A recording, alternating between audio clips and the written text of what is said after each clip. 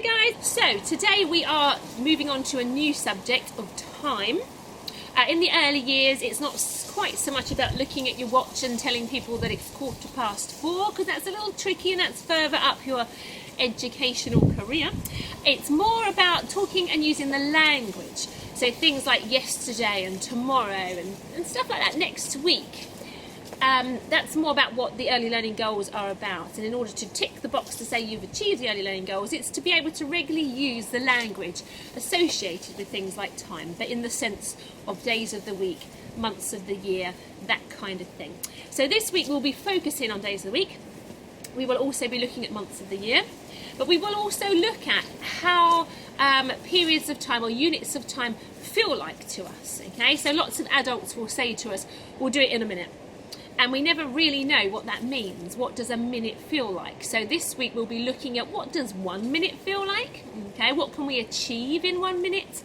And then we'll look at maybe timing each other, talking about who is the fastest at doing something, who is the slowest at doing something.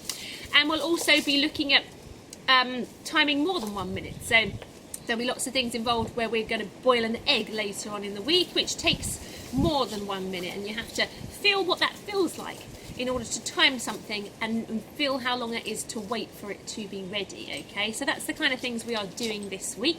A bit more practical than the last few weeks, so not so much moving our coloured teddies or our crayons on a table. It's a bit more getting up from your seat and having a go at doing some practical things. Okay, so a bit more fun maybe this week for our maths. As usual, I will start each lesson with a number of the day. And then I will probably start, as we move through the week, leaving it with you to do maybe after you've watched the video. So I've got my trusty number of the day mat here. I'll go through it with you today, but in future lessons I'll probably just tell you what the number of the day is, and you can do it on your own mat that you've made at home. Some of you have made some rather excellent mats at home, so you can do it there after the lesson so that we're not going through that together. You can do that with your adult. Okay, we'll do a little bit of number counting, because even though we're dealing with a subject from shape, space and measure in the early learning goals, which is time, we don't want to forget our numbers. Okay, that's always important to keep repeating those, so we'll do a bit of counting at the beginning of every lesson as well. So for number of the day, I'm going to give two options each time now. At the smaller number, okay, the number that's worth less. So if you want to do it slightly easier, you can pick that number, and it might be wise to start the week doing that, but then you might want to challenge yourself and go for the higher number that I suggest. So I'll suggest two numbers every day. You can decide which one you want to have as your number of the day, okay? Today we're going to go with 10, or if you want to do the trickier number, 20. 10, 20.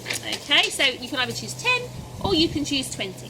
So if I was dealing with 10 on my number mat here, I would put in fact I'm going to peg this up here so that I don't have to hold it while we're doing it. Is it going to stay? Yeah.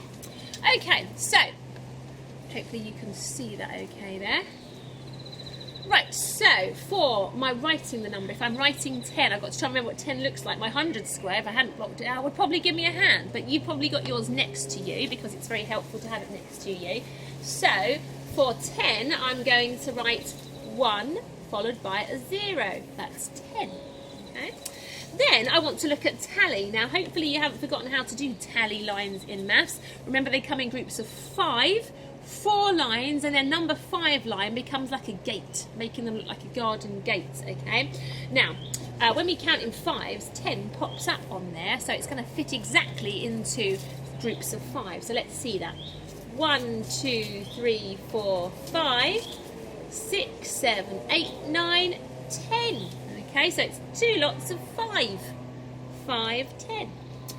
The dots, I'm probably going to do them like they show on a dice. So I'm going to do 1, 2, 3, 4, 5 there, and then the same again here. 1, 2, 3, 4, 5 there. My adding sentence. So I know I'm going to want to make 10 at the end. How am I going to make it? What two numbers?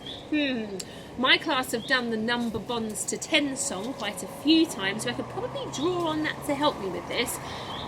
So I've got 2 and 8 are always late is part of our Number Bond song. So 2 and 8 will equal 10. So I'm going to put 2 in there, add 8 equals 10. Now finally over here, I'm going to put 10 here because this is the number I'm trying to make as my number of the day. What two numbers can I pull in to make 10? I don't want to go with 2 and 8 again. I want to challenge myself and think of something else. So I'm going to go with 4 and 6 are in the mix. So I'm going to put 4 here because 4 and 6 added together make my number of the day, which is 10.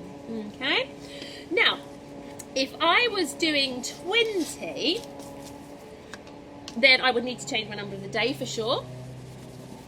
So if I'm doing the harder number of 20, I would write 20 in this board. If you're not quite sure how to write it, look at your 100 square, work out where it is, and then do it that way. Now, I've already got 5, 10. 20 pops up when we counted our multiples of 5 as well. So it should look like an exact group of 5s on my tally as well. So let's see what that would look like. 5, 10, and then another group of 5 would make 5, 10, 15, and then I'm going to do it just underneath here because I've run out of room in my box. Another group of 5. Let's count in 5s. 5, 10, 15, 20. There's 20 in tally lines. Right, for my dots, I've already got 10 here because I've already done the other number of the day. So I'm going to leave those there and go on from there, add on from there. We're quite good at counting on from a number now. So I've already got 10, so I'm going to do, my next one's in slightly different blocks, so I'm going to do, so 10, 11, 12, 13, 14, 15, 16, 17, 18, 19, 20. So all of those together, I should extend my box really. All of those dots together make 20. Down here, now what I'm going to do is, down here, I want to make 20 and not 10. My tissue has blown away. Oh, it's over here. So, I am trying to make 20 now as my number of the day. Let's give those a little rub as well. Okay, so 20 is going in here.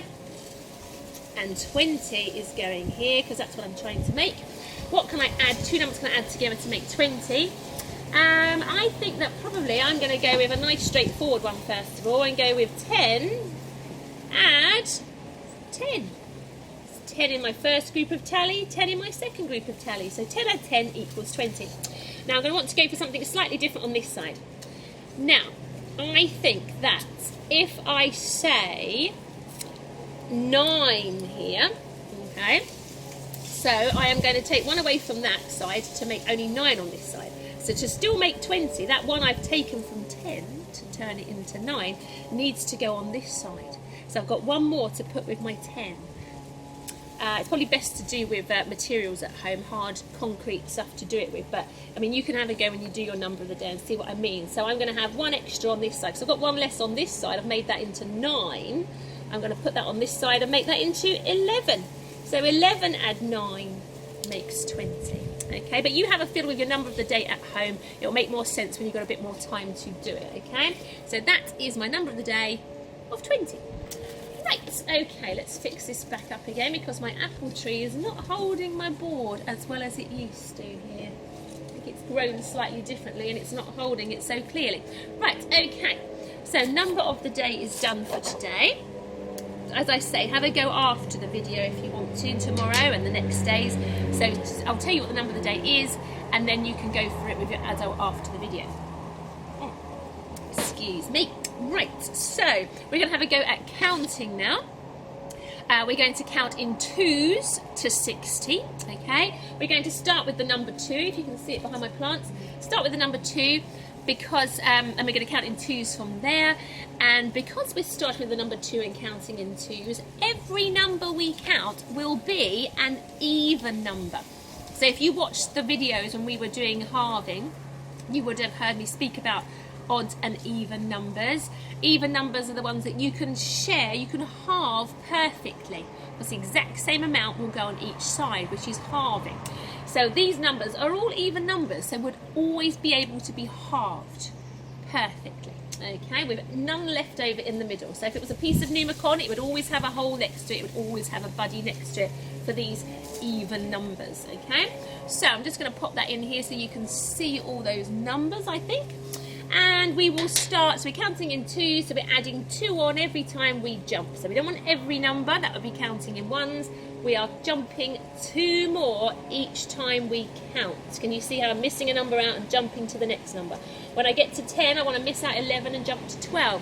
You'll find a pattern when we do this. And I don't know if you want to colour in the squares on your 100 square that you've got at home. Every time we count in twos, you'll notice a pattern. And maybe you can tell me about that pattern on tapestry. So if you colour in every number that you count when you count in twos, starting from 2, you will see a pattern on that 100 square. So you can let me know about that on tapestry if you would like to. So we're going to count in twos, so adding on 2 each time, okay? So 2, 4, 6, 8, 10, 12, 14, 16, 18, 20.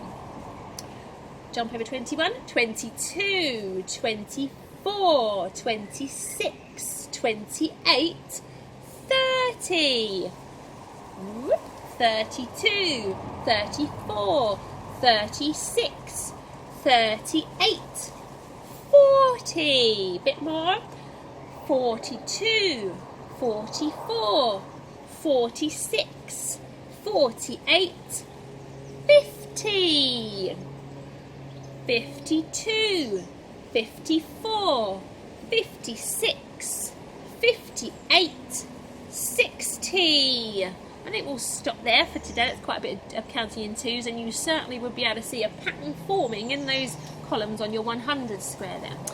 Before we put this 100 square away, we're going to look at counting in tens now, so multiples of 10, and we're going to go to 150, okay? So we're going to, our 100 square obviously only goes up to 100, but we now know we simply start with these numbers again, but purely putting 100 in front of them, because we've got to 100, we now need to say 110. Okay, so we're going to count all that to 150 today, okay? So we are going to start with 10. So 10, 20, 30, 40, 50, 60, 70, 80, 90, 100. Remember to say 100 still, because we've reached the 100, but then we pretty much start the same column again. So 110, 120, 130, 140, 150. Well done. Probably would help us to have a 200 square for that one, wouldn't it? To see what those numbers actually look like, okay? I'm going to show you on my board briefly what 110 would look like. Otherwise, it's kind of tricky to think about how to write it, okay?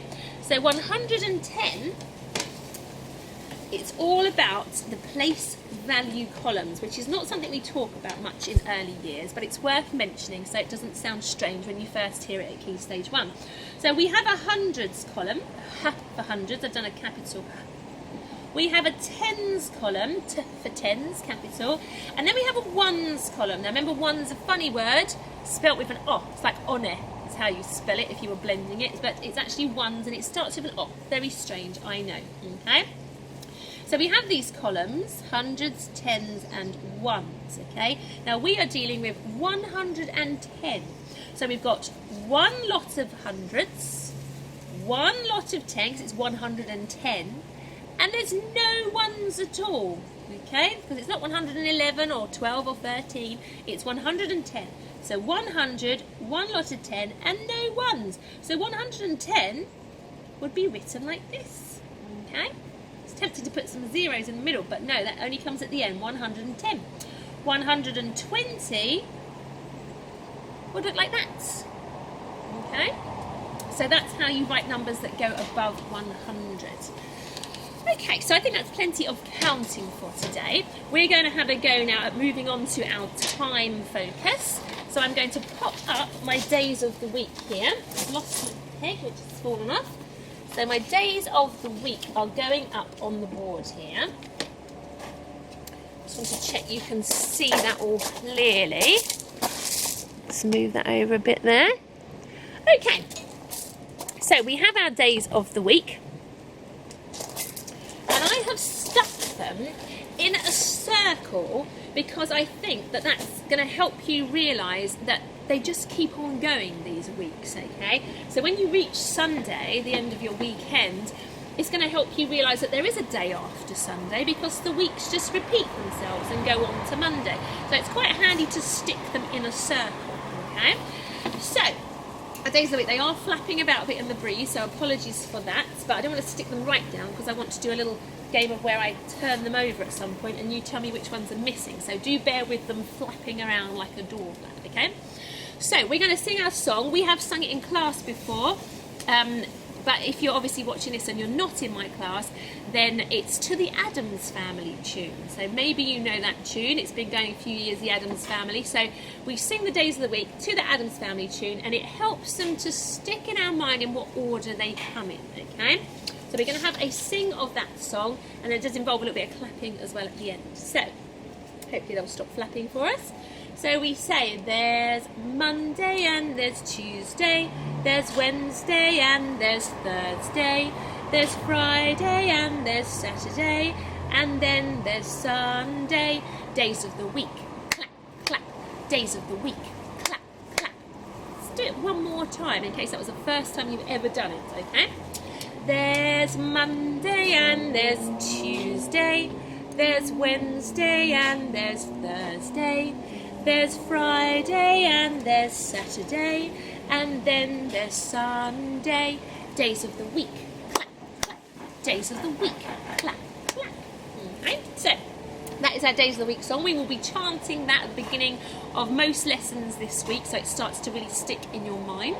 I want to talk to you about days of the week and things.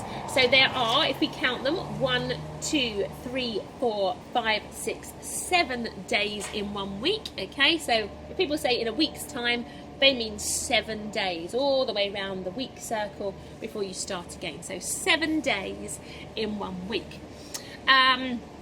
Today is, of course, Monday. Okay, here is Monday underneath my leaves here, which means that yesterday means the day before this one. Okay, so yesterday, if today is Monday, yesterday would be going backwards.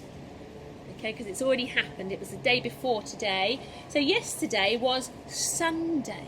Okay, normally that would have been part of our weekend, and I might well have been going out on a bike ride, going to the beach in this lovely weather, because I wouldn't have been at work, I wouldn't have been at school. It was part of the weekend. So that's probably what I would have been doing. So, I mean, in actual fact, yesterday, what did I do? Oh, I was filming the Phonics videos yesterday. So, yes, that was my Sunday. So, it was a bit worky, unusual times. But normally I would have been resting, going for a bike ride maybe, or on the beach, because it was part of the weekend. 2 days make up the weekend, remember? Saturday and Sunday. So if we weren't in strange, kind of unusual times at the moment, then Saturday and Sunday would be the 2 days and we'd be off at home and not having to go to school, where the other 5 days we'd be going to school. Seems a little unfair, 5 days at school, only 2 days off, but don't forget we get lots of lovely holidays as well. Okay, so today's Monday, yesterday would have been Sunday, okay? Back to today being Monday. If I talk about tomorrow, I mean the day that hasn't happened yet. The next day on. Hasn't happened yet. Okay, tomorrow. It's something that's coming up in the future. Hasn't happened yet. Okay, so if today is Monday, then tomorrow will be Tuesday. Okay, and tomorrow, what will I be doing tomorrow?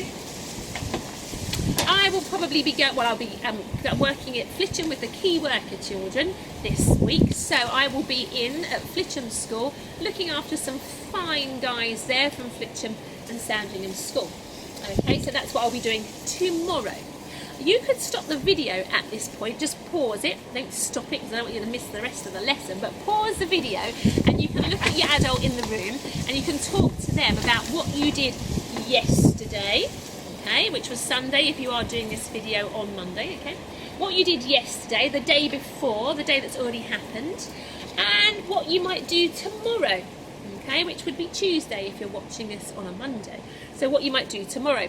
Kind of tricky, I know, to know what you might do tomorrow, okay? Okay, especially when you're children, you kind of get told what you're doing by adults, but have a think what you might be doing tomorrow, even if it's as simple as what you're having for dinner, okay, or what you're having for breakfast tomorrow, the day that hasn't happened yet, the one that's coming up after today, okay?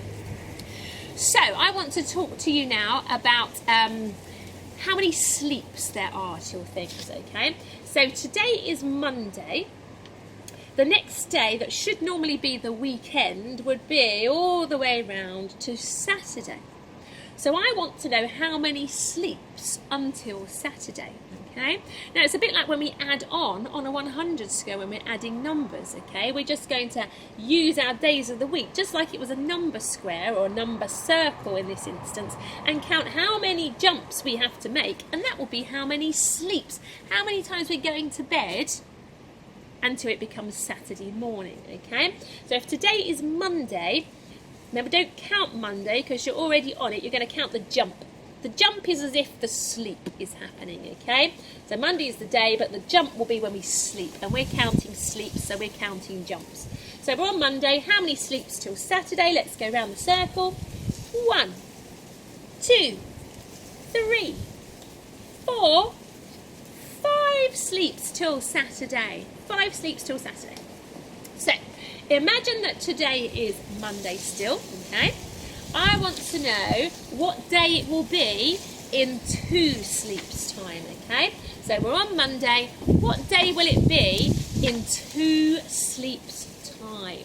You can pause the video and have a think. Look at my circle of days and work out with jumps what day of the week it will be in 2 sleeps time, okay? We're going to do it together now. So it's Monday, 2 sleeps, 2 jumps around my circle. 1, 2. Oh, I can see that this day of the week starts with a ooh. So it must be Wednesday. So 2 sleeps time will be Wednesday. What about if, still on Monday today, what about if I asked you what day it would be in 4 sleeps time? What day will it be in 4 sleeps time? Okay, they're flapping about a bit, I know, but have a little pause of the video when they've stopped flapping, and you can have a look to see what it will be in 4 jumps, 4 sleeps time.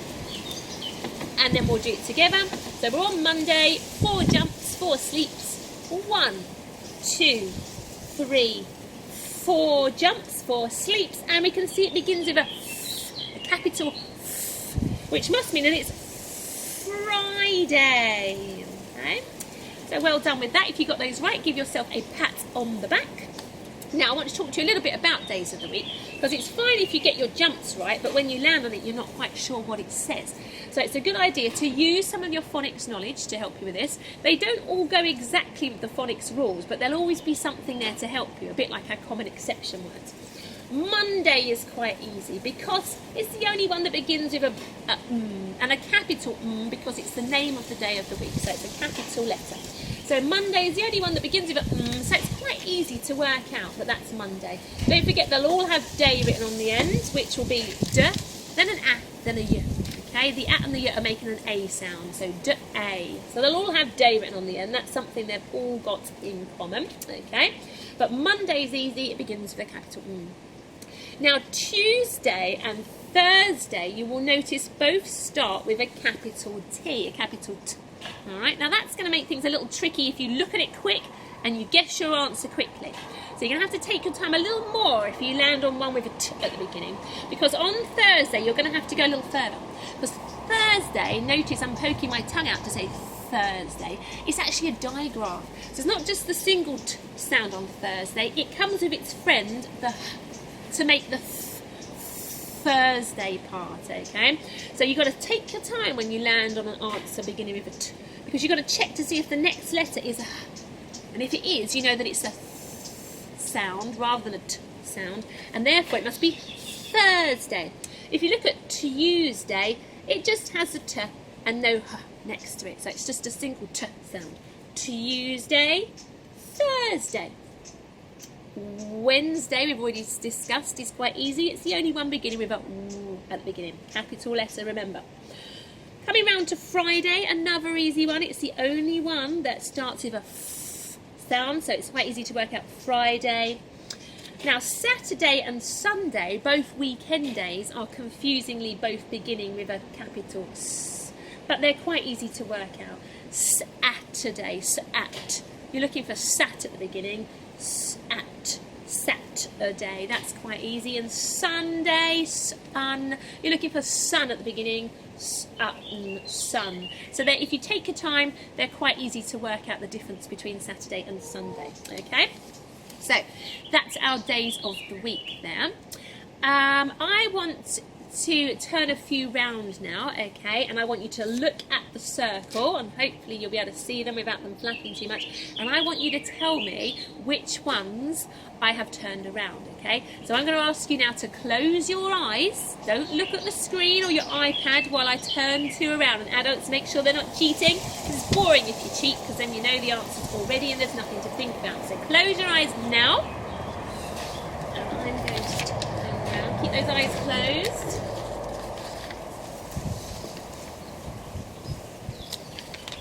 It's taking a little while because my 100 square's moving, but keep those eyes closed. Whoop.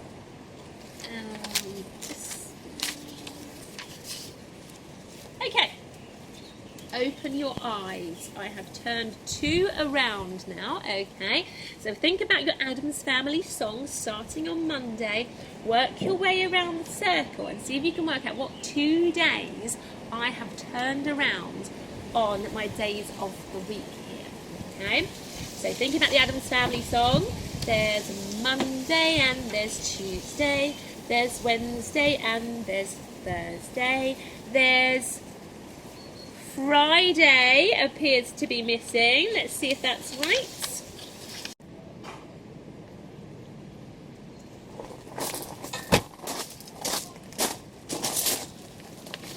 So here's our days of the week form that I've sent to you on email. Now if you're watching this and you're not in my class, then I'm sure you can get an adult to do a similar thing for you and to have some blank spaces and then write out the days of the week, and you've got to cut them out with your scissors really carefully, okay, and then stick them in the right order. I suggest don't stick them down straight away, just place them on the boxes until you're really happy you've got them in the right order. Okay, you might find, oh, I've put Thursday where Tuesday should be because I wasn't looking at the whole word, and if you stuck it down it's too late, okay? So don't stick them down first of all, so you can move them around if you need to, and then stick them down when you're happy. Maybe you could get your adult to, before you even stick them down, turn a couple over and you can work out which ones are missing.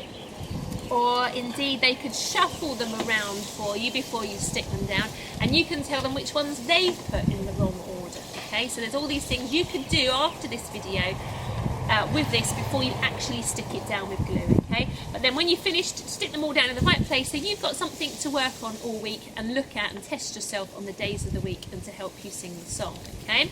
So that's there for you at home. Right, I want to just go on to one more thing and set a sort of estimation challenge before the end of this lesson. Now, in my class we do lots of estimating. It's in part of the early learning goals to look at objects. It can be anything. We've done it with all sorts of things. I've done it with Maltesers before. I've done it with plastic dinosaurs. You can estimate just about anything. Stones in a box. But today, we're going to do it with a Satsuma. Okay, so I'm peeling my Satsuma here, and I'm going to spread it out a little bit, pull it apart a little bit to make it a little bit easier for you, okay? And then I'm going to show you the Satsuma close to the camera. Now remember, with estimating, it's always a temptation to quickly have a quick count where Mrs Patnell is showing you what I want you to estimate. But remember, I don't want you to count it. I don't want you to get the exact right answer because you counted, because then you're not estimating at all, you're just counting, which is good work, but that's not what I'm asking you to do. So here is my Satsuma. Okay, I think you can see that there. And then I'm going to move it away now, so you're not counting them. And I want you to think though, when you are looking at that video, and you can pause it if you want to, but don't count them, I want you to think about the fact that what would maybe 5 Satsuma segments look like? Have a picture in your mind what 5 would look like, and ask yourself, so does that look like she's got more than 5 there or less? So ask yourself these questions. Does it look like she's got 8 there, or maybe she's got more than 8? This is what will help you estimate. Otherwise there's a temptation to say 52. And 52 is not really a good estimation for how many segments I've got. It would be a massive Satsuma, and it's not. It's just an ordinary Satsuma, okay? So it's a good idea to ask yourself those questions before you blurt out an estimation. So think about those kind of things. So I want you to call out an estimation to the camera, okay? And your adults can be there. You can tell your adults what you estimate, how many segments are in my Satsuma. And then you can write it down too if you want to, so you don't forget what it is. Sometimes there's the temptation to say when I count them, oh, that's what I said. Well, we're not going to cheat here, so write down your estimation. And then we're going to actually count how many segments there are, okay? So I have got, I'm going to peel it apart a bit now, it's quite juicy. 1, 2, 3, 4, 5, 6. Oh, it's getting juicy. 7. One more than 7 is 8. One more than 8 is 9. One more than 9 is 10. I show you my segments there on my board. I have got 10 Satsuma segments, number of the day if you chose that number. So 10 Satsuma segments. If you estimated 10, that's amazing.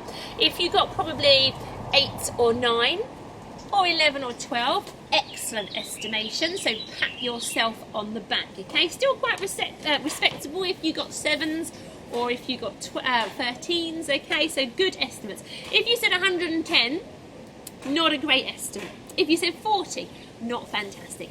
If you said 1 or 2, not great, because it's quite clear that you could see there was more than that when you were guessing, okay? So remember, your estimate is your best guess, not just any crazy guess, but your best guess, okay? So there are 10 Satsuma segments there. I'm just going to show you on my plate here as well. These are raisins, a little smaller and a little harder to estimate maybe, but I'm going to show those to the camera like that. I'm hoping you can see them before they all fall off there, okay? So they are my raisins. Don't pause the video and count them all, because that wouldn't be an estimate, that would just be counting, okay? I mean, by all means pause the video if it helps, but not to count. Just to help you ask questions like, are there more than 5? Does it look like there's more than 20? And remember that raisins are quite small, a lot smaller than orange segments, so it's quite easy to say a number that's possibly not quite enough, okay? So think about raisins in a pot. What would 5 raisins look like? Are there more than 5? Do they look like there's more than 30? Imagine 30 raisins. Ask yourself these questions. Call out an estimate to the screen now. Tell it to your adult who's in the room with you. Write it down so you don't get confused as to what you said. Use your 100 square to help you write down the number you want to choose. And now we're going to count them. 1, 2, 3, 4, 5, 6, 7,